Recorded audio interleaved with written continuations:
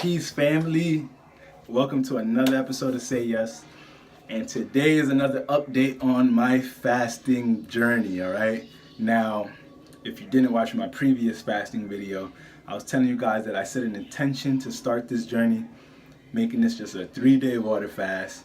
And on my third day, I decided to extend this fast longer because, on the third day, the day that I would have broke my fast, my body told me, yo, we're still working. And it kind of felt like it was just getting to work on the third day. So I was like, how could I just stop this process right now? And I'm so happy I made that decision because my body is still continuing to cooperate with me.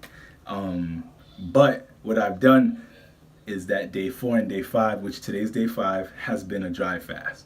Now, guys, I've never water fasted 3 days. I never even water fasted for 24 hours before. So this is all a new journey to me. And, to think that I just went in a few hours, by the time you guys watching this, it'll be 48 hours plus. But to think that I'm about to be 48 hours in, no water, no food, is amazing. And today I walked about a mile outside, the most I've walked since I've been fasting. I made sure to go out and get some sun, meditate in sun, because that's one of the best forms of receiving energy during fast. One of the best forms of receiving energy, period, fasting or not, but definitely on a fast, because you will feel a decrease in energy on a fast. This is not a negative thing. This is just a reaction to the body because you're not eating anymore. All right, guys. And I think the first 3 days of my water fast, I felt the decrease, but it wasn't that bad. And I think it was because I was still consuming herbs while I was doing my water fast. But yesterday and today, which are my 2 days that I was dry fasting, let me tell you something. Yesterday, I had a headache for the majority of the day. Not like a strong migraine, but I had a little headache for the majority of the day. Tension in the body. I have a real tension on my spine. And, I did my research. Some people said that may be a sign of your kidneys filtering going to work. I hope that's a sign. However, it feels like my whole spine. So I can't really pinpoint what that is. But guys, if you're fasting, make sure to stretch. All right, stretching the when you stretch muscles, you are allowing oxygen to fill up in your muscles. And that is a form of expanding your consciousness, whether you believe it or not. So stretching can improve functions of the brain. And it's just good to get the body loose, get the body moving. Today every day I make sure, get my stretching in, my meditation, my sunlight. These things are essential in your fast. And, dry fasting can be intense. However, this has been something that I've smoothly transitioned into. So, you always want to go with what your body allows you to do. You never want to force anything with a fast, all right? For you beginners out there that's watching this, you guys want to go into any fast eating a raw diet, raw fruits and vegetables before you start your fast. You want to start your fast off of raw foods, because you want to have the last thing you put in your body be something healthy, because what the body's going to begin to do when you're not eating food, it begins to eat itself. All right, now begins to eat itself. Today was the first day, and when I say begins to eat itself, don't view that in a negative way.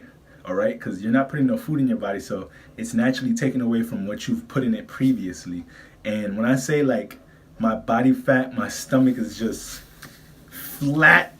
All right, I haven't seen the stomach this flat in forever. I'm hype about that. I can't wait to start.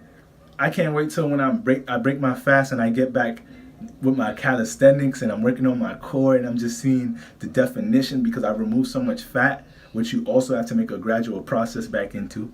But it's just an amazing process, guys. I feel, when it comes to how I feel mentally and how I feel emotionally in my heart, like I get overwhelmed by how blissful I've had moments of bliss. And I think I mentioned this in my last video. There's been moments where I've just laid down and I was like, wow, I'm so happy. I am happy. I've had certain issues and problems, like regular life things that we all deal with prior to this fast, and to think that these thoughts of issues and problems have not weighed heavy on me during this process, it really shows you that what we put in our body tends to make us focus on certain things, tends to make us think certain things, tends to make our emotions stay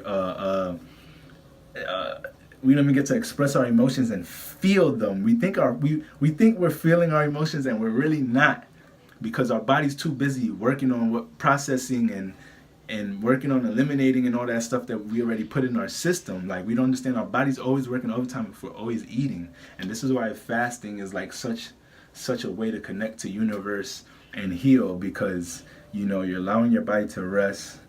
And like I said, you're allowing the body to repair itself. The body's so intelligent, it knows what doesn't belong, and it'll take extreme precaution in eliminating these things day by day. There's times when I'm just chilling, I just hear my stomach grumbling or rumbling, I feel it vibrating, and I love that feeling, because I know it's not from my body processing food or nothing. I know it's something effective. I know something positive that's happening in there for me. All right. So whenever I feel some rumbling or whatever, and it's not painful or nothing, I'm like, yeah, something's going to work in there. Like, keep it going. What else, guys? Like, the mental clarity, though. The mental clarity, just the fact that I haven't been stressing certain things, and I'm not allowing certain things to ruin what should be a beautiful life for us. I always say we have to be in the world but not of it. So you have to learn to create your own reality in this world, and not allow things to get inside your world and tamper with your thoughts and emotions. All right, guys? So if you're not fasting, you definitely want to incorporate being in nature and meditating way more, because that's definitely going to help you transition into connecting to true thoughts and feelings. All right? If you're just working every day, or if you're just like working towards a self goal every day, or and just always occupied, this isn't good for the heart. This isn't good for the mind, and now you're training your mind just to be focused on certain things, that's not healthy. It's not healthy. You gotta learn to disconnect. You gotta learn to detach. Me fasting, doing day 2 on this dry fast is like, when I talk about the amount of detachment I've been having, like, I've been listening to different genres of music. I've been revisiting old Nas albums, listening to Bob Marley and his children, and different reggae music. I've been listening to some Prince, and I've been listening to Flowetry. I've been listening to all different types of music, and I'm not so much hip hop trapped out right now. I feel like I need some more. I need life. I need so much life and music. I want to listen to the music that I feel like is giving me life, not just something that sounds good. I need the combination of something that's giving me life and it sounds good, all right? Because that's going to help me to vibrate on the highest frequency possible. It's just been an overwhelming positive experience, guys. Today was actually the first day since I started fasting, since day 1, that I used the bathroom. Isn't that crazy? And not to disturb you, but when I used the bathroom today, everything was covered in mucus. So what does that say? The body will go through all different types of ways to remove what does not belong. And guys know mucus is like the layer, the foundation for disease in our body. All right? If you have a lot of mucus in the body, that's just the gateway to all type of ailments and illnesses. All right? So the fact that I seen so much mucus come out, I was like,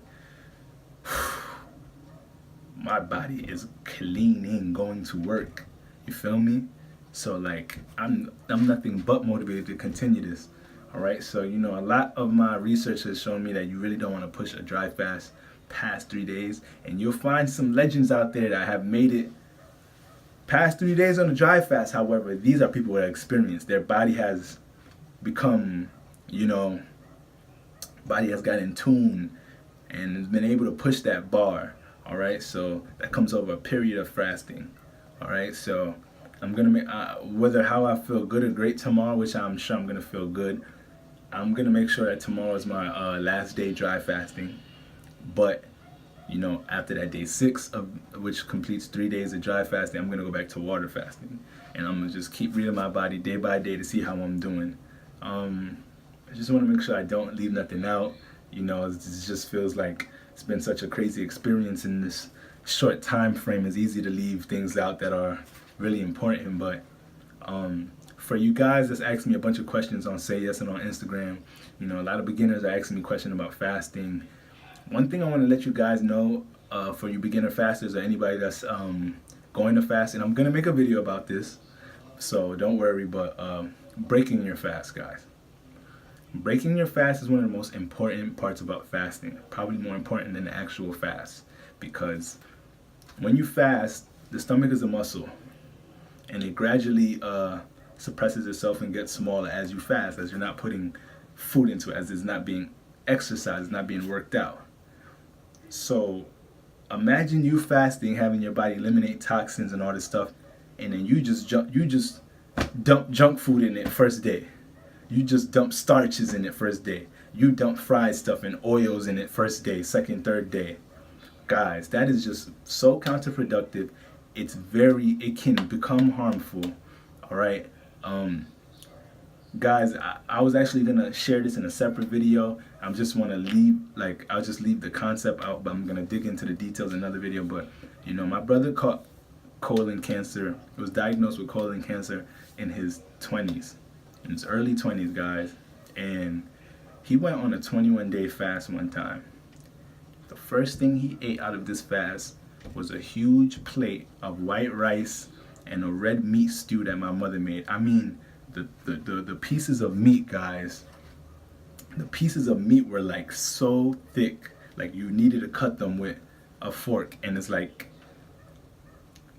with what I know now, I'm pretty sure that's what caused the cancer, because after fasting for 21 days just water, and then you just throw all that white starch from the rice into your system, then you just dump pounds, big chunks of meat into your system, covered in oil.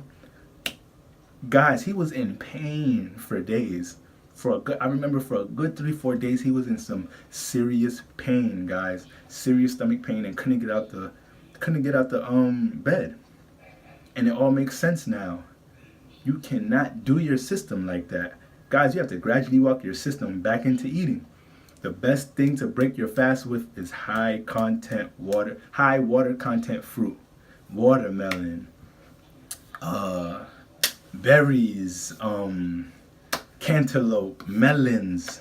Those are the best things to break your fast. Juice. You can start back juicing. Your first day could be a whole bunch of orange juice and oranges and citruses, grapes. You know, you want to have, because this is the easiest food known to man to process, the easiest food for your digestive system. This is the healthiest food for us. All research has shown that, you know, humans are naturally frugivores. All right, so guys, please, I don't want people to be so excited and intrigued to do this fast for healing and physical healing reasons, and then, you know, end the whole process unproductively because you chose to put dairy in your system, or you were so tempted to eat something that you was missing during your fast, and now your system is just in shock. Guys, I don't want that for you guys. I really don't want that for you guys. Please make sure before you go into fasting and you go into breaking your fast, you do your due diligence in educating yourself, all right? I definitely feel tension. I won't even say tension, but like, I guess inflammation in the chest a little bit. And like I said, the spine area, the back area. But I know all of that stuff is just detox and fasting symptoms and things just being realigned. You know, since I was a little kid, I've been eating nothing but, you know, junk food, processed food, terrible sleeping patterns. Since like 2012, I smoked an endless amount of marijuana and tobacco. And when I turned vegetarian, I was probably worse with how much junk food I ate, you know, how much dairy I intaked, and how much cheese I had, cheese is a rotten food. That's literally rotten food. Meat, chicken is rotten food, guys. It's dead. It's been dead for a while and it's full of blood and parasites and different. It may have a cancer tumor in there. Seriously, but like that's what my life has been comprised of for 24 years. So, you know, it's gonna take more than 2-3 days or maybe just this one fast to start getting myself back to optimal health. You know, it takes more than just changing to a vegan diet. You guys gotta get into detoxing and eliminating and cleansing before you transition, all right? You wanna transition feeling clean, all right? Because you can just be transition to a vegan diet but still be consuming foods that necessarily are not so productive to maybe something that's bothering your system, and you don't notice that, you know, this protein or that starch you're having is actually still the problem, all right? So, guys, breaking your fast is essential, and you have to be safe, all right? So for beginners, walk into it with a fruit fast and take things day by day. You want to set a goal for a 1-day water fast, a 1-day fruit fast. Today I'm just going to eat watermelon. Today I'm just going to eat grapes. All right, guys, sorry guys, my phone just died on me, but like I was saying, I have a fasting one-on-one video. I have my first update on my day 3 on my water fast, and there's a whole bunch of other, you know, YouTubers and all types of sources of information out there that you can look up and research before doing this on your own. All right, guys, so make sure to follow us on Instagram. I do a lot of posting about my journey on there. I like to use YouTube to do my longer reflections. However, you know, I really love if you guys continue to stay on this journey with me, continue to grow with me, continue to help me teach others about how to acquire optimal health. Okay, so if you like this video, make sure to like. You know, if you want to engage, comment, and make sure to subscribe. All right, guys, make sure to follow us on Instagram. I'll leave both my personal and my vegan health account in the description. All right, peace.